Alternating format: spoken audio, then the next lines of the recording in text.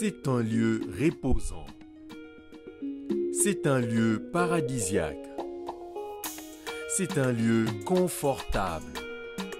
Alpha Flat, cadre idéal pour rendre votre séjour agréable à tout point de vue. Chambre standard et VIP à des prix défiant toute concurrence.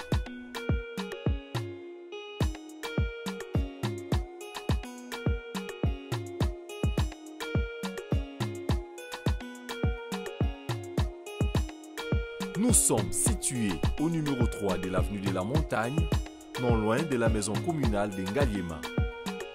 Pour vos réservations à partir de l'étranger ou sur place en RDC, contactez-nous au plus 33 62 89 33 889 plus 243 89 27 31 994. Alpha Flat, vous servir de notre devoir. Bonjour fidèles internautes, soyez le bienvenu sur Sola Vérité. Sola Vérité, émission Nabino et la Rabino Vérité, toujours en face Nabanda Nabino. Merci de la confiance au PC Bisso, merci de Nengi Bozo partager Bisso net na film, merci de Mandeko Bozo soutenir Bisso physiquement et moralement na soutien Nabino et ça la Bisso souka na effort et ba conseil Nabino, ba message Nabino et ça manque ba effort et ça la que évoluer encore de plus. Merci le ton a plaisir yamba Chabron parmi de gros chanteurs yambo Kanabiso. Oyo bana ba belle voix neto koloba to yambi franchement de Belgique aye ko passer na Sola Vérité to me ko décortiquer pe nouvel album auto zela biso na bino ba mourir bonne musique na kombo ya évolution d'album au artiste a 8 ans pour nous préparer ngo pour nous pese biso album oyo ko sala parmi ba album ya minene ya ba artiste congolais na biso to yambi to me ko décortiquer ni makambo itali musique premièrement to me ko décortiquer makambo itali mboka vite fait to décortiquer makambo itali évolution et un nouvel album ne o biso na bino ba mourir bonne musique to zela. Bonjour Chabron. Bonjour Mignema, bonjour. Bonne santé. Ouais, santé kitoko pépère kando moni ça va quoi. Boni wa sanga Belgique, Jésus de Kandé ni kuna. Ouais, dans Belgique on pète la forme donc toujours na posa confiné, toujours couvre-feu. Couvre-feu c'est là déjà, bah, confinement na pesi là donc na banzi week-end déjà tous les jours à la normale. Dengue zala kaka, ba mamno saison vraiment normal quoi. Normal. Évolution tu remets na niveau ni évolution. Bon, évolution tu remets na niveau ce quoi clip donc toujours déjà na tournage avec clip, tout ça la mode des clips mo na OK na on a Congo pour na promo. Donc tout ça vraiment déjà on a presque la fin donc tout ça juste un tournage avec clip d'ici quelques temps et puis bah on a ba réseaux sociaux, na ba plateforme tout quoi. Tout ça a combien de titres na évolution? Bon, évolution ça a 6 chansons, on a génériquement donc comme 7 donc voilà quoi. Tout ça, moi restreint pour tout vraiment occasion de déguster l'album au Congo bien et tout voilà quoi. Donc, et je combien de temps pour nous préparer l'évolution? Bon, ça fait la banane déjà moi qu'à la temps c'est pas important mais l'essentiel que boulet salami et comme la fin mais la banane on déjà moi qu'à la donc voilà quoi. Autre vin na banane. Na artiste hein. Artiste côté surtout production production vraiment na sali en moko. Na sali en moko d'arrache-pied né zala kaka de par-ci par-là sans oublier que ba soutien paysanali mais eza initiative ngamo eza tena sima producteur moko ben non ngamo na sali la première makambo quoi. Mais pourquoi la évolution?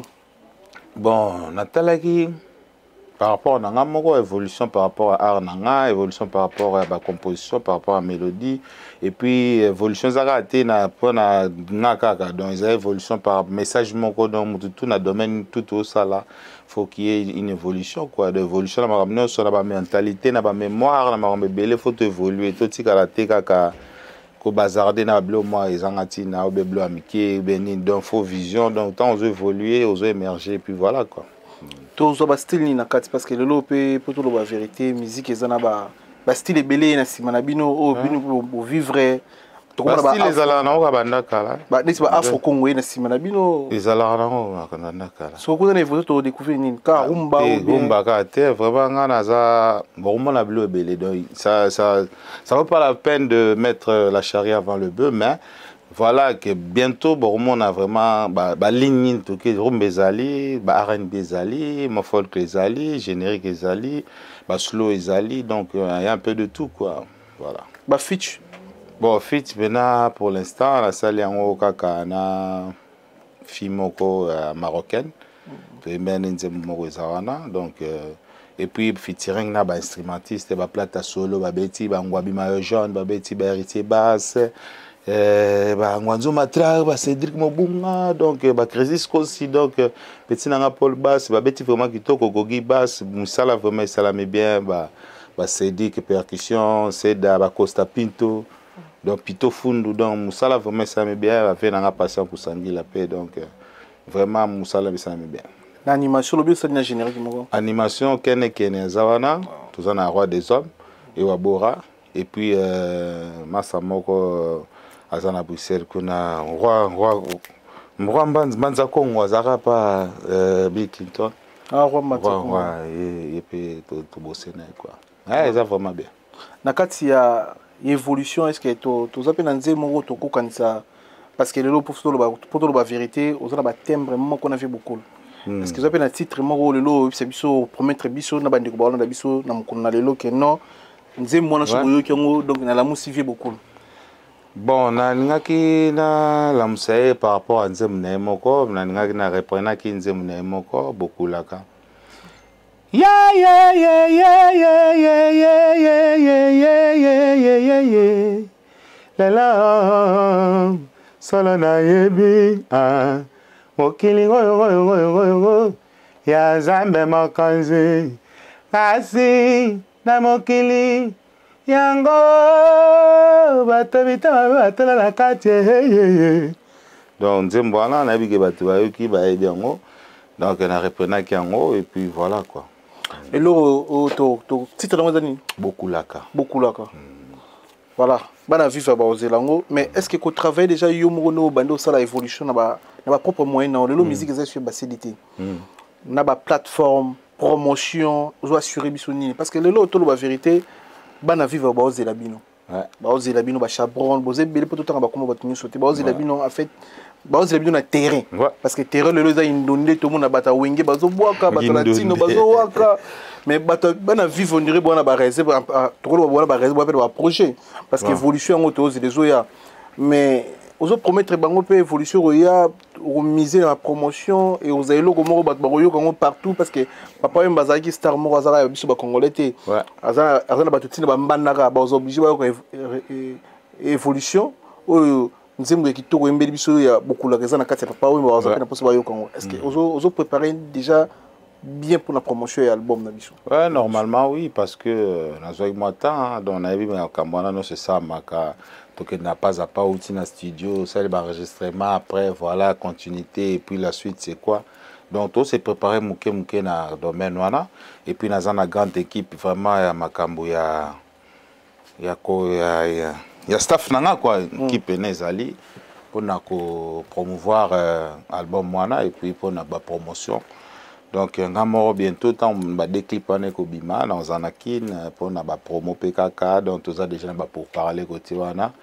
Donc voilà quoi, espérons que c'est bien parce que Banzembe est bien. Je sais que Moussalama ça mis bien, le lot congolais dit maranien, il suffit qu'ils aient bien. Voilà. Lelo, est-ce que tu as la raison pour laquelle il s'agit qu'un album évolution, tout ça featuring? Parce que le lot a chanté mon nene, on a une relation, on a une répétition, on a master musicien. Namona chaque fois au yamba ba misa Paris na Belgique, Bemil alias, bande rebeli ba Célio, namona plusieurs fois na bango. On a parmi ba artistes au bazar na ba problème tena bato. On a rankiné tout le monde, tout le monde a fait. Mais ba raison européenne c'est biso yo mo boy ba masa ba chapwa, bio boy. C'est ça que ça boy à tes mais ça tu vois quand tu fais un truc c'est mon premier quoi tu vois. Je sais que bah featuring et non mais bah vraiment c'est là-bas au capitaine Chabron tu vois Aroy la besoin de ni oui ça bien c'est bien bon de featuring mais faire découvrir na batou qu'est-ce que tu as à donner quoi faut vraiment musique et ça et là au faut opé ça biso o yo za nango comprendre ozo kanisa penser na yo mélodie na yo maram na yo et puis voilà quoi batou siko ndé siko faut pas s'impliquer pas s'adapter na ka idéologie yo bimisa.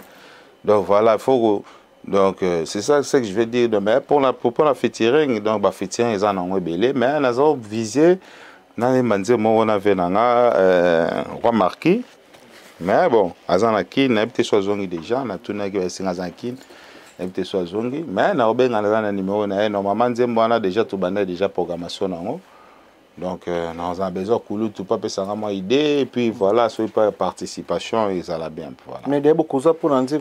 Pour Nina, Nanti. Donc Nzim on a la couleur agile temps. Pour il y a ça là ba maman boy, il y a ndenga se. Ngasko ba mawana eza ndenga likolo.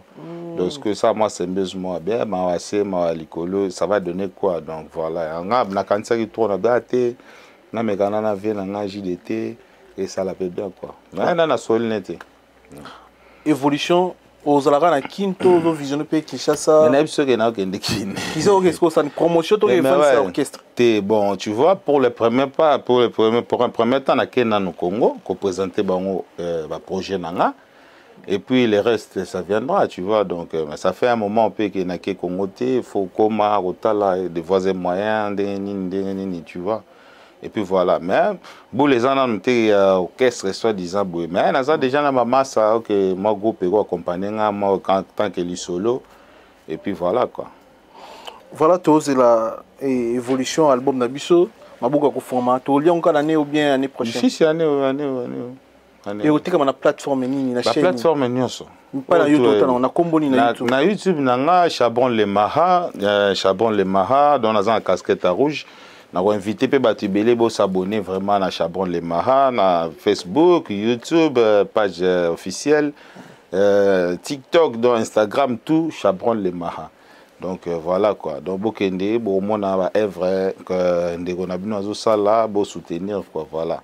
L'autre c'est un abonnement, bo partager ka, bo follower ka nezala voilà. Voilà, to sing na bande ko nyusu balandi biso o balanda biso déjà na début émission na biso bokini na Chabron na YouTube bo s'abonner bien surtout bana vivre la musique ba congolais ba kinois partout ba to biso na Angola na Luanda précisément bo s'abonner na Paris na Belgique na Suisse partout bo s'abonner parce que lelo eza moko ya ba Fox so artiste na ba abonné belé on bimisa bino ba single on bokela bino ba plan ende o sala bino ke bo lia bilé ya Chabron lelo tango o sala musique o zaka dia mona poto ko na poto n'habite sur Obotama Rabiokol na Botama. Obotami na poto. Au salaire musique pour na kata business, tout salaire musique pour master, tout salaire musique pour eza msou don bono senti na katno. Bon nga musique elanga pena bongo eza te pour na business ou bien pour la ni. Motant to ba miketo ko la osa eloko lingi. Eza oebite na sima nango ke mbongo beninti. Donc voilà otala nano elo nanga quoi. Donc musique vraiment la famille nanga c'était difficile pour moi. Mission ko ça mais nandenga ba famille ba koko voilà koko na côté maman azara pe masala ba mwa mbunda ndenga ba tradition et tout. Et puis c'est par rapport à wana mais père nanga za na voix bien, mère père za na voix bien. Donc elanga bongo et puis voilà na komi koyemba voilà type et ça là que na comme musicien. Donc vous comprenez des aux en voix bien. Bon, na bachik, moi ni tant na zone qui na 11 ans, tant outi awa na Belgique, na ba famille tellement biso de ba miki, fa to la na ba parents, to zonga kin. Tant to zone kin, bon, kin voilà, et puis na ba 15 ans na mo na oyemba. Na bachik po za ya mo na chik air libre professeur Azate. Na zoyemba, masa na avion li pa chul personnel. Donc ya zo betela mo batterie. Et puis voilà, sentiment on attend na chic, ba fille chic, ba massa chic, ba do sepela, ah na moi pena non. Quand on a senti pena que voilà na zo sonner. Pour tout dans ça là na zo ka nezo raisonner donc ah, na moi pena na sentiment na ko yemba embaga. Si orchestre moi ça marina nunga na matete wana na quartier na nga embouchure des stars. Na pesi Laurent Kibanda Mbote Kachonda, na pesi batutu bana nunga vraiment ba yebi, ba mbeyo, ba yebi. Donc, tu bandai wana, idéologie bandai wana, et puis voilà quoi. Après, on se sentir qu'on yemba bien, que vous en voit bien. Oui, voit bien, aux autres travailler, aux autres perfectionner. Ce qu'on a, on se souvient comme pena cop nangai donc au combiné chic na ngo mais c'est difficile na parler et tout mais tout ça là qui kaka type bon. Tout le monde a scouté viser musique, na mo sentir pena te ndule pena fona ke na ngo fona ke na ngo. On te l'a en ligne quoi. Mais timbre on a vu beaucoup. Ils facilité. Là mon passe l'auto yamba mais oui. Abi yeti suka sala ba pompage à voix, poemba voix papa wemba. Mais les lots que quand il monsieur bi me sauvé beaucoup. Bon, tu vois, ils inné. Bon, voir papa et ma maman, Chabron a timbre, Chabron. En temps, on va plein Robima, vous comprenez que Chabron a peine à l'île. Mais tant qu'on a interprété, pour interprétation, il faut interpréter vivement. Ndengozoyoka, Ndegelo Mutuzoyoka, pour l'interprétation, il faut vraiment qu'on soit vraiment dans la katina.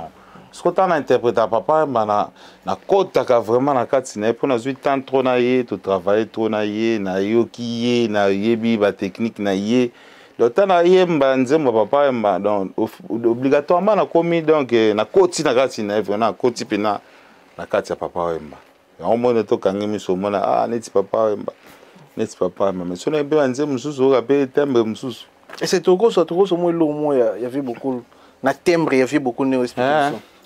Oya nino salingai, opa kolinga sanina misabato die. Masinanga na loyembo matatu bakamwengai oya nino salinga ye obimisinga yumana miswabato bulase masinanga na loyembo matatu bakamwengai. Voilà, bravo. Et là, on a ça, papa Wemba Lingo Mingi. Vous avez dit que Beli na kata viva la musique, bande vous avez belé, mais vous avez parmi les musiciens chéris à papa Wemba. Vous avez pour nani? Bon, ils ont un beau comportement, mentalité, manière, langage, accoutrement, travail. Vous comprenez? Après ça, travail, accoutrement, mentalité, langage, manière. Donc, je suis beaucoup apprécié. Peu de choses, le roi musicien, le roi musicien, le roi mananako, donc voilà, nous sommes joués en accord. Papa Malelo Azate, Chapon, on va une fauteuil jaune, monter mon à Pembe. Les lots, souvenir nin, au Koïpsabiso, il y avait beaucoup à contribuer à la carrière pour la vie. Bon, souvenir, le besoin de Yambingana na Kitino Awa. Ils pour na mwana vivre la musique, mwana papa Wemba. Donc, estimer par rapport à respect, on a invité quelqu'un. Donc, il va souvenir sur tout le belé. Mais souvenir à ma casse, c'est un travail. Où il y a l'accès à son salaire, les lobbies, sopé, tous les salariés, on a articulé biso. Donc, tous les gens qui sont maman kwanga, moi lipa kaka na musala l'accès à biso. Donc, voilà, souvenir à mon. Bah, mauvais souvenir, président. Bon, mauvais souvenir, ça. Il y a un mauvais souvenir que na voyage mort na Kenya. Ils ont le 26 et le 29 décembre 2006, si je ne me trompe pas. Voilà, le 29 décembre. On a James Bond autokoufa le 25. James Bond américain. Bon, ils ont dit moi faut pas moi ça maki na piscine quoi. Nazaro soukola na piscine pendant 1 heure du temps. Nazaki ngamoko et rien et le moteur il est mais après défi mo ba oya ba kota kiwana. Donc ba lati ba mayo de ba koti ba rejoindre dans la piscine to soukola ba na piscine et tout mais air moko bona ke côté mo na ba souka kuna bon. Na habité soigner ça mais na perdaki. Dieu na mai. Ah ba côté na zinda ke ba 6 mètres. Wow. Suko le temps na beta boye biga. Nazonga na matete na beta ngengeza yike masana nga Costa Pinto voix de Tchangonga na Seda Zobeta Sente pa kufa son père son âme bamo bazaki na sena ngai donc tanga na ah bamo fio na mususu ba kota mi balé moko zo laver fort mususu e bano laver ta laver ba coin ce za laver fort belele miss anglais pe ma ouais comprendre que muto za na buga zonga landinga apesinga kuna bambe ba bendinga tout wana ça maskonga déjà na perdaki. Ah ouais. Na perdaki donc nzambe kaka puis maman se vandi ko réanimer na zongi. Donc voilà quoi. Après expliquer papa tout papa ça qui me fait. Yeah, zala ki azai na hôtel, ça nga panza ni ta Chabon ko ta dinda na piscine ba nga dae na. Elo wa senga oh la pas mai. Yo vraiment fort abani nga ba kenata ba mai njeli kuna ko yoko. Yo na bité papa na lavanda nga mais bon. Faut la pas mai. Bon, voilà. Mais la musique en général, pour tout le bagage vivre à Chabon, qui s'y pénèse dans la musique au Congo? Qui c'est ça qui est bon, on a évité, mais on a évité que ça va bien pour toujours dans la vie, il y a le bien et le mal. Donc voilà, bata bien, bazali, bata mal, peut baza. bon nga na exercer ngona onté na habité mais na habité ezali te nga na tchina musique en général na tchina viva la te oui ata tchina viva la ekozala mais na habité sikoyo ke nini mais nga na habité nga na longwa chez biso na palais na ndenge na bokoko bonzambe bakoko na nga batela nzambe likolo akela biso banso abatelaka na yeka sa musala et puis voilà kwa na kenda na nganga moko te na kota côté moko te donc ezaka nzambe quoi. Voilà. Bilan musique congolaise en tant qu'artiste, pendant 2021, na fin 2021, parce que tu as début 2022. Selon la musique, nous avons évolué. Nous avons des pénamiques qui pendant battant en agneau. Nous avons la musique, la musique, nous avons évolué. Nous avons évolué. Petit musu bazoé après au la musique au bino bosala. Le bilan yo ko sala en tant qu'artiste pour na bilan musique na mboko na biso. Au bilan c'est positif. Les en bien. L'artiste bazali, musique ezobetama. Ba followers bazo follower ba milieu de vie ça là-bas ba concert ezobetama donc bilan ça bien. Est-ce que vous appelez le mot le loco reproché na ba artiste et tout na ba collègue non? Bon reproche comme tel les atémins peut-être conseil ou bien voilà mais conseil ça que to lingana vraiment na motema moninga ndengo lobi chabon nous en a problème té oui ils appellent ils rassemblent ndenge na sala za bongo. Dans un problème tout est, na discutera te, na sonara te, so likamboza amigi. Mais na ko ko lobe bien temps tout bon centre biso. Mais ça te na yo na ko boma migi côté mo bezongeli migi pa ke kuna ti. Il faut vraiment eloko wana. Je rappelle moi ça batouté. Ti jamais. Vraiment ça batouté. Voilà quoi. Mais conseil za ki bolingo ezala. To lingana vraiment na mitema. Ezate kolingana comme que to comme ba camarade to que notala na banda ko mais mon estime mon boy o le ka na télé voilà o le ka na télé ezate ka okumisa ou bien okitisa batu ben ni tema tous a vraiment la message mo ya paix ya bolingo moni que to fingami trop ngala ta musoma ke batu mo ba ekolo moko ba mo finga ba congolais par rapport à mselo mo salamaki. Donc internet est bien et matisaka kitisaka mais faut to ba message eza nini.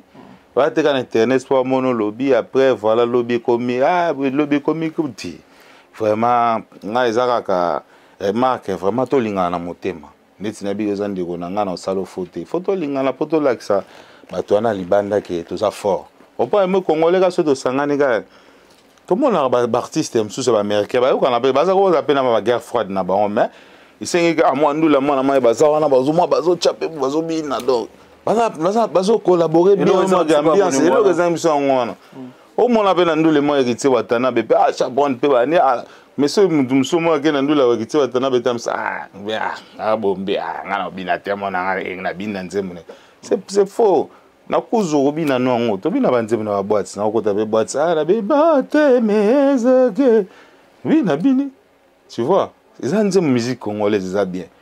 Pourquoi faut toujours la canne acharnement contre l'autre voilà donc ma blogana ils a bien tiré on te disons ça aussi mais vraiment tous là ouvert quoi. Na total feature na Blaise Mbuki apesi Mbuki so fils à papa. Mais lelo na auto ça na début na annonce tanga que oza parmi ba artistes ba na belle voix ya Mbuki na biso parce que lelo na bité soki voix na yo na ba album ebele o ya ndiko na biso ba artiste congolais bimaka so ipe ba invite ko peut-être même sur ba qui ba invite parce que invitanga belé la ba kera te ba voko pe na ezali mais bon tu vois ezaka likambo na biso ki motaro ya bengi sur salia boulot na o le reste et mom ta que no continue na mais na sali ba featuring belé na zawa na bina ba artiste belé ezaka te o ba reconnu mondialement mais ba artiste tu vois voilà album ni te album artiste tam so asama single mo bo mo nini na na jimba na ve na Blaise pardon Willy Boula na mbina ba masebele à Bruxelles ba Junior Tabu Fata qui avait tapé guitare et mbaka donc moi artiste belé quoi ça vraiment va featuring belé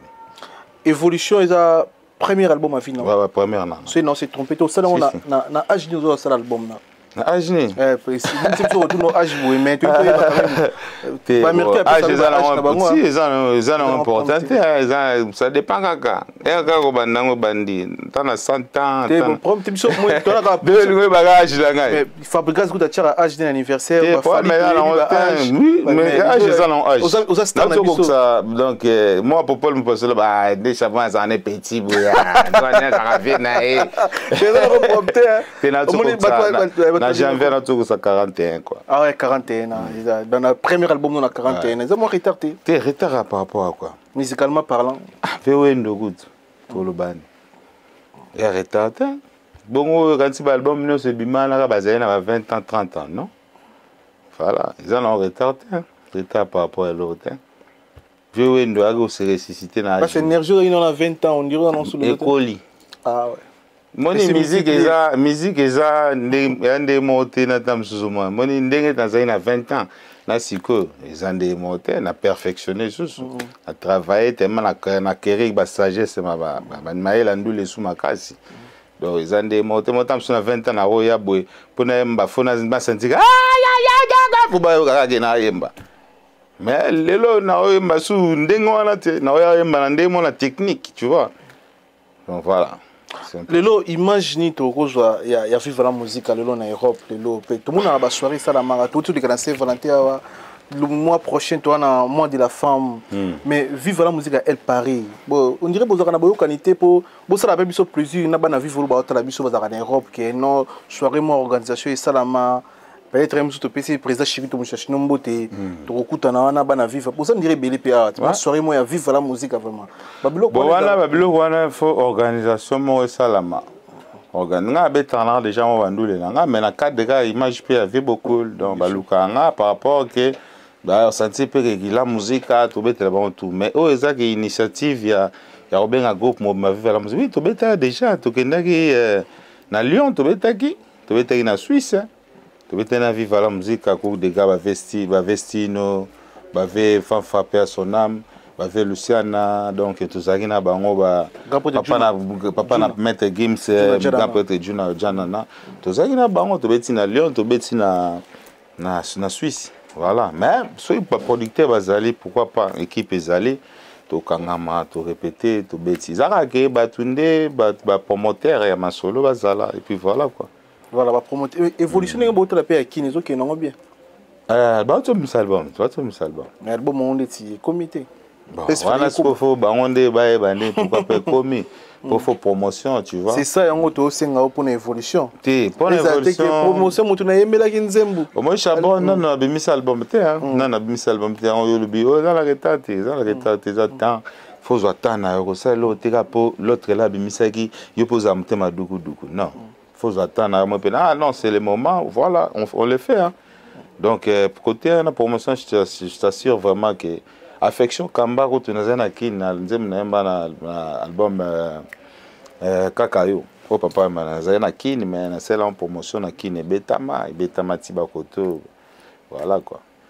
Lelo oyo 41 ans premier album évolution après évolution nzama ofongolo sous makamu peut-être aux ala oh ça va rêve non l'autre une ba grand rêve ba grand projet artiste na Congo quand tu chika na Congo ozo rêver to au calculer un jour que voix na so yimbi na ye au sala truc de ouf ah bah monsieur va belé oh puis na yo calculer bien jour na so na moni de JDT sur na biso dia et lo moza pour na couleur à JDT mais à part faut lo mozo za pour na kanisa ko o na ba donc ndipo na musique bana bo mona ndipo na kolo bona ina musique moto na préparer que un jour na ko na za linga ba musicien belé ne c'est papa manazaki fanatique na ba banze ba papa mba avant qu'on a vivre na vivre JB fanatique à JB numéro 0 nani sus de base belé ndeti opina Bill Adam et couleur si binadam voilà ndes swelo mo lobby bon ça rapport tant za na bleu projet ba sola on peut bon te faut gamper te pas sa corps naie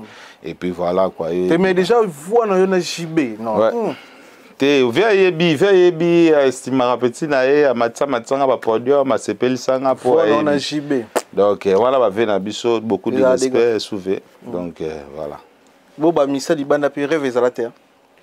Bon, non, la bimicité, na bimsana évolution. Évolution. Déjà, tu as une musique. Mais tu bouler dans l'évolution, na bimana, nous ba au capre, voilà, tu vas bouler. Sauf si quand tu déjà au bouler, ma ramsou, ça va, ma ramsou, dans. Et ça, mon boulot. Et mon boulot. Tout ça, la conception, na biso, awa to la kuba vidéo, tout le monde des vidéos to la ksayo, mais tout ça, na batunyo so au boni bocha bongo na et qui n'angola, tout qui n'ekin, agence y assure ça. Agence assure au beaucoup chambon tout le pays va coordonner nango agence assure Africa Business Center agence ya sur mbongo contre mbongo, c'est-à-dire ça y avait un Jean-Claude Mabanzo, donc agence assure donc Africa Business bochembongo aux en Suisse, mochembongo qui kine qui to aux en Genève, aux en na France, na Paris précisément, aux en na Lyon p, na Grenoble, et na bambo que bien na Belgique p, na Allemagne, donc na Londres, donc Africa Business Center agence y assure, vous pouvez savoir on a confiance, agence on a donc dans 30 minutes, 20 minutes, 10 minutes na Congo, kuna na Angola pas jouer. Donc, vous avez kuna et vous savez ce qu'on a bien. Tout l'action vidéo, première vidéo, on a tout l'action en gros. Après, tout on a la vidéo, tout on a la vidéo moins 3. Légende de la musique congolaise et africaine, l'artiste musicien Antoine Christophe Agwepa Dikofi Olomide, élevé récemment au rang d'ambassadeur de la culture congolaise, est venu remercier l'artisan de son élévation, le président Félix Antoine Tshisekedi Tshilombo. Ce géant de la rumba congolaise est détenteur depuis quelques jours d'un passeport diplomatique, mesure déjà l'immensité de la tâche lui confiée. J'ai eu la chance et l'honneur d'être reçu par le premier des Congolais, qui a bien voulu m'octroyer un passeport diplomatique au titre d'ambassadeur de la culture du Congo. Et pour ça, je suis venu lui dire merci du fond du cœur. Je me sens imbu de la responsabilité d'être correct, de me comporter beaucoup plus dignement que je ne le faisais en tant qu'ambassadeur de la culture. Pour le reste, je suis un bébé ambassadeur. Kofi, ambassadeur de la culture congolaise. Mais c'est bien. C'est bien. Les trop on mérité. Si, pourquoi pas. On mérité. Félicitations. Voilà. Vraiment, c'est bien. Voilà, tu regardes la deuxième vidéo.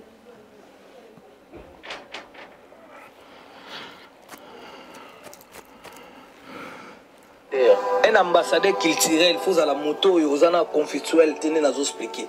Si comme il y a un mission Congo à 5, est-ce que nous avons un kofi agobenga weraye, agobenga jibaye, agobenga nyogalong, agobenga wazek, agobenga nani maman biliabel, agobenga nani gaz fabuleux, agobenga falipo, agobenga faire cher de Paul. Nous sommes là que mutu moko bolelo et sali utunde bien te sali nde mabe parce que mutu ba pesa do mériter nini. 40 ans de musique, ils ont déjà 60 ans, mais sont exemplaires de la musique.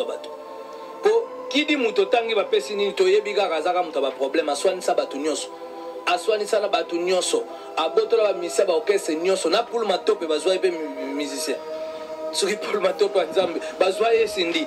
Donc, pour vous dire que ça, tu as un soigner ça, tout. Si vous ambassadeur soigné-serrel, ambassadeur problématique. Mais Yolobi, Kofi a mérité Sankara. Mais ça vie, à Sankara. Un garçon a trop Sankara, c'est un bon garçon vraiment. Lobi abomenga liloamo lobaki. Ezaki le belelo mo qui ba suspenda qui ba tout mon orchestre bon oui raso signé caché bani a dessiné kana simba a dessiné ka ba dessiné sur tente sur les beaux mains fort. Bon vraiment bon chacun est libre de penser ce qu'il a à dire hein, donc voilà. Lui on dit nous va poser mission.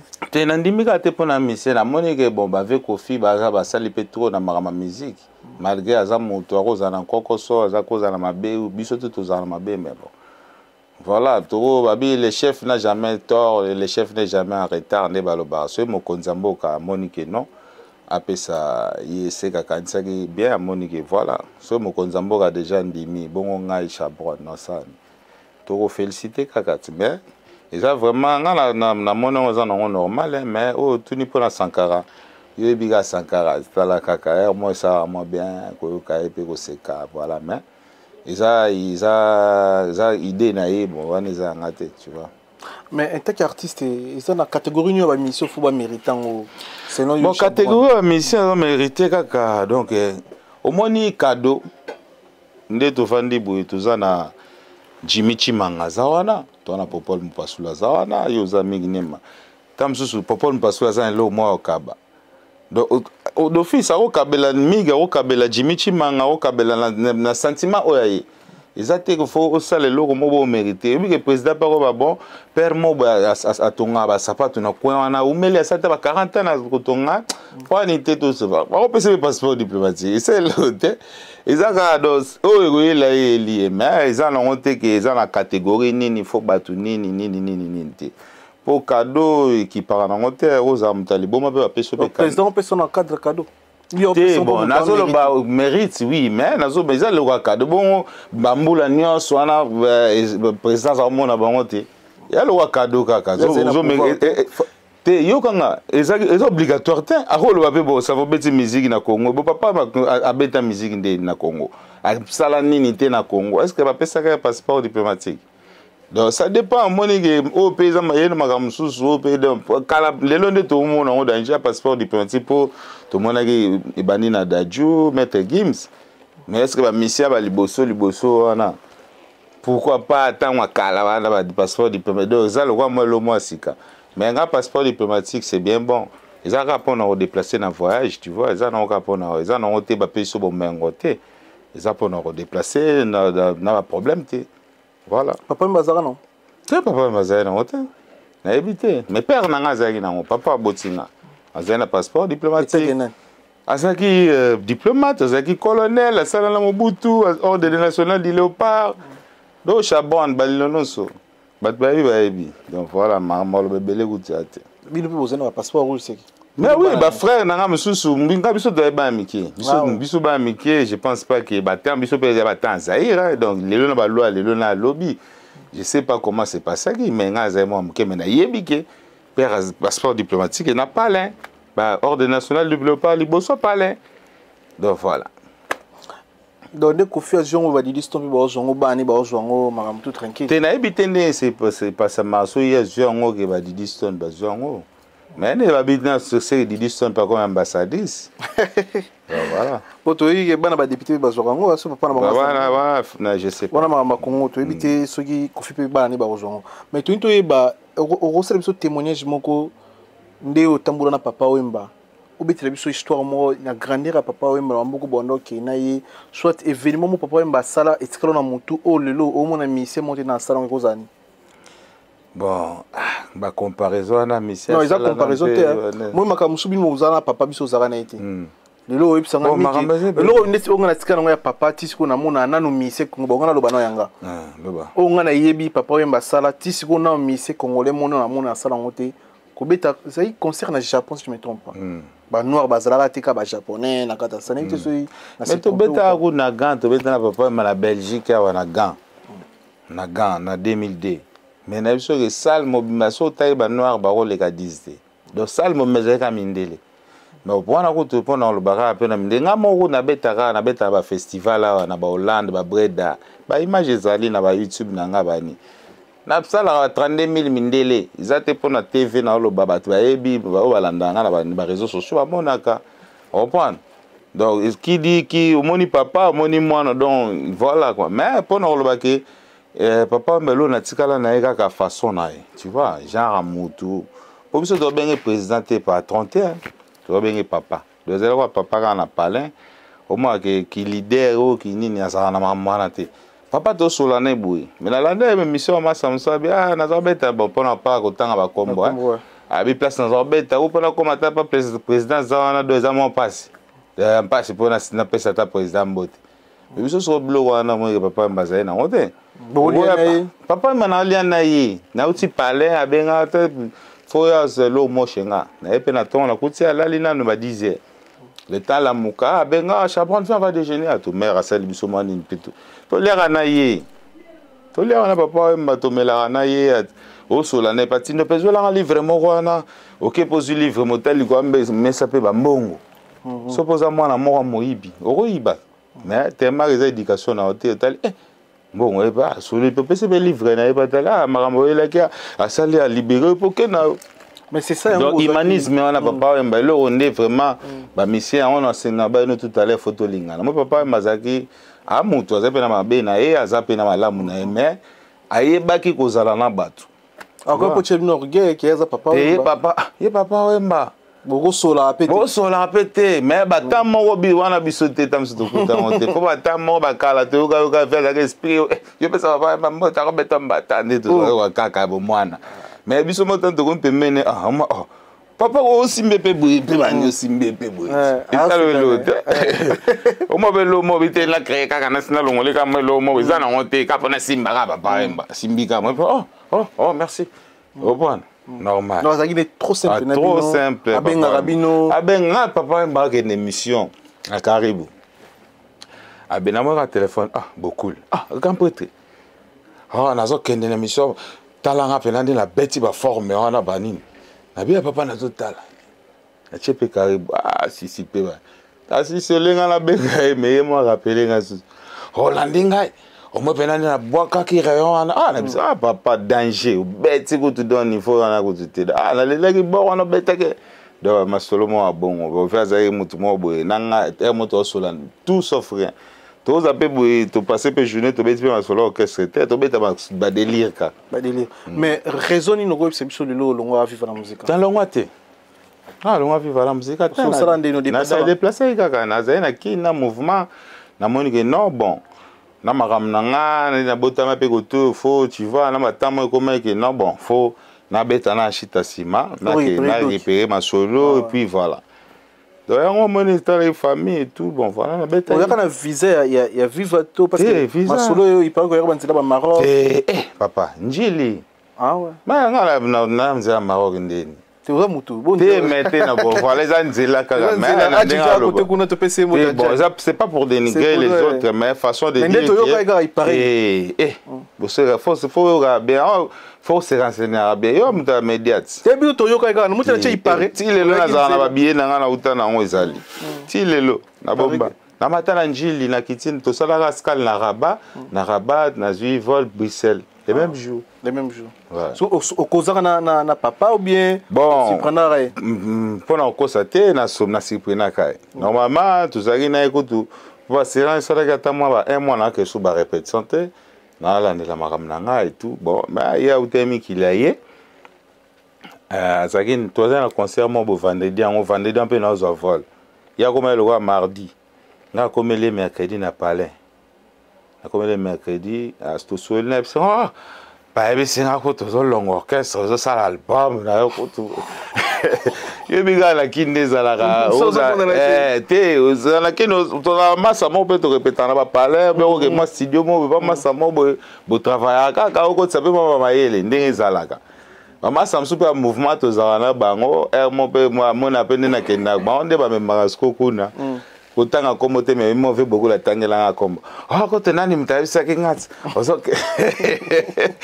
c'était papa ngapela la bêtise la formule habité papa donc voilà ba to bureau balandela na ba tutenga na belle na beli faut perenga appendicite na bêtise la formule ya solo c'était papa ça 300 balles après ça va te faire soigner so ba opérer so mon comme bien et puis aux ongles ba boulot c'est comme tu maman ils ont na kosa papa na lobane kaka mutema msupe lobité kolobase na lobi ka tete bu lobi na ngo vendredi on ba kendo lenga na ke aéroport na super vol na vandi pe na comme na pe Bruxelles pe tout na vandi pe 2 jours après na bina enfant na benga na bengi vraiment asina yo kaka ya singa c'est okimi na Congo okimi na Congo okimi na poto te okimi na Congo kima te mais boy senga ekake wana za orchestre na biso wana pena après botikana na bonne relation na papa quand même bonne relation ayo ya poto abenga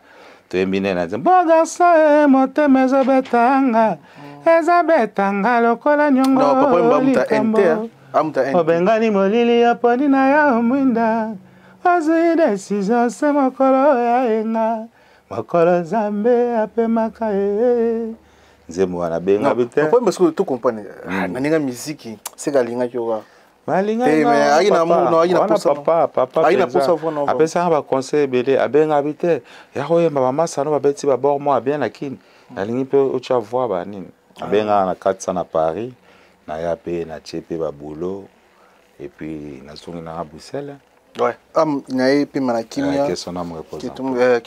Am pe manakimia. Merci de bandeko tout balandi biso, merci na Jimmy Chimanga port de la Chapelle, merci na tout au sala rapona biso Jimmy Chimanga. Toujours Jimmy Chimanga port de la Chapelle, merci na Evan Tumba na kati Anvex patron partenaire officiel Evan Tumba. Merci pour tout na soutien au sala rapona biso Evan Tumba. Merci na les tout puissants ingénieurs Bongo Union européenne. Citoyens du monde, Chancel Mbemba des Midi, c'est-à-dire Chancel Mbemba des Midi, tu peux Shumbote, tu peux Gelor Kangambote. Merci na tout Bossala pour Nabiso, Flavie Panda, grand frère propre, merci pour tout, na tout Osa pour Nabiso, Kulutu Enjo, Kulutu Andi Enjo, tu peux Shumbote Ndombala, tu peux Shumbote, tu peux Simbote na Kandi Enjo Ndombala, tu peux Simbote na Olivier Mpela. Olivier Mpela. Merci de vous avez connecté, branché. Bolanda biso na Chabron, tous la évolution album na biso. Oh, tu font les mots thème na maboko pour na oyambango. Bandeko tout bozala se connecter na ba page na en fait. Vous qui vous s'abonner na chaîne YouTube, na page Facebook, na Instagram. Bozala contacter na banga de vidéos. Ba banga na c'est mais tikali on a déjà moto ça déjà clip ezali. Tikali générique.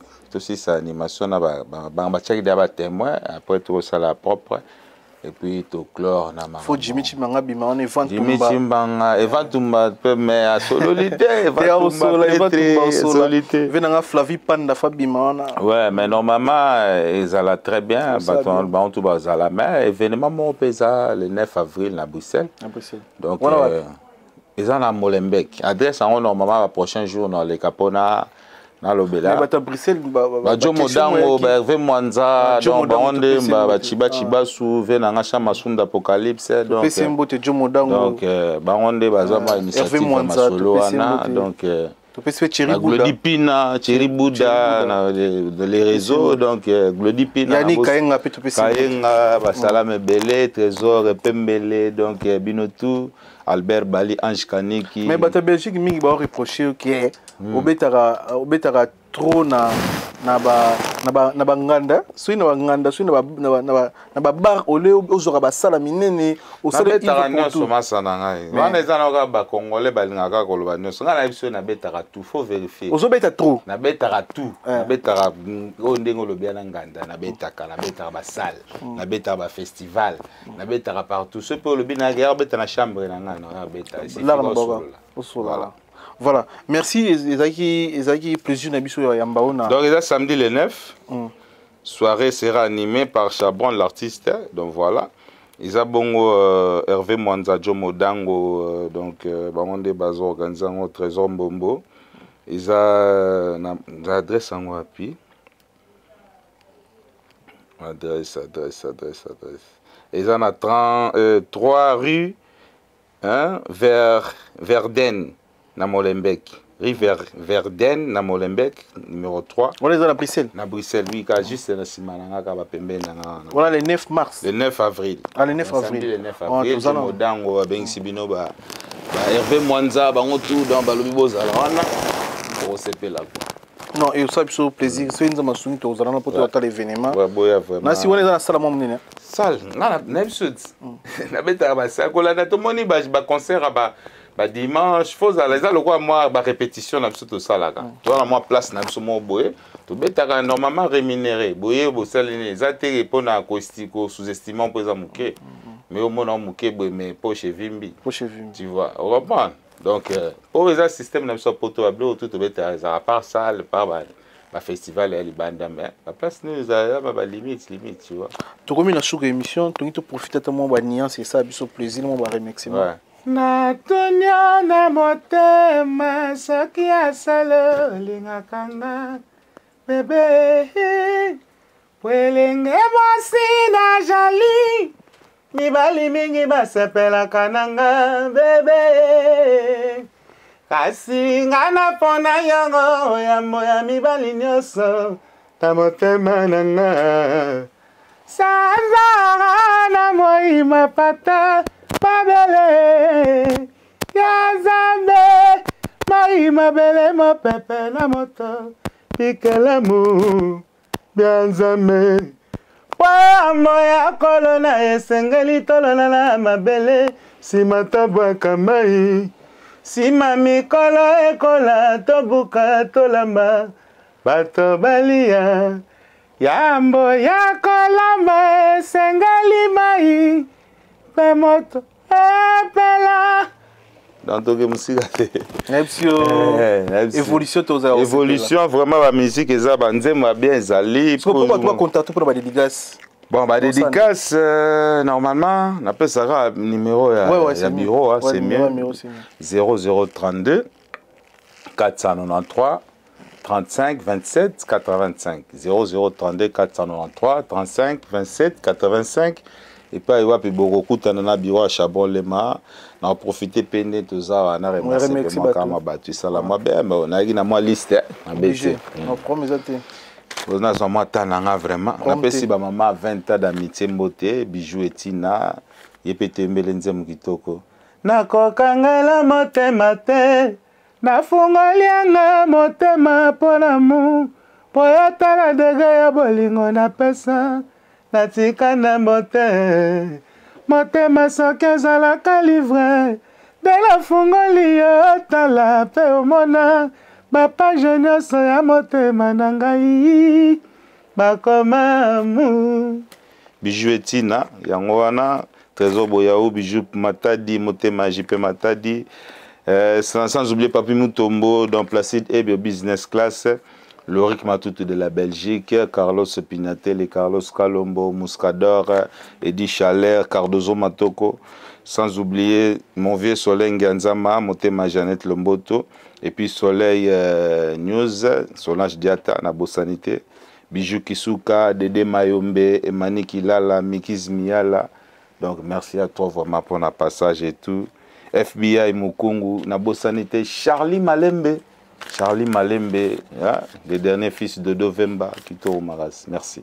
Voilà, merci. Tu peux Fisto Manissa, grand garçon, tu peux Olivier Mpelambombo, tu peux Dimitri Mangaport de la Chapelle. Merci, merci na Popol Passou, la présidente Nabiso. Merci aussi na Michel Kombe Aigle. Merci. Merci à Bandego Toubalandi Biso. Merci. Vous allez toujours connecté, branché na émission Nabino sur la vérité.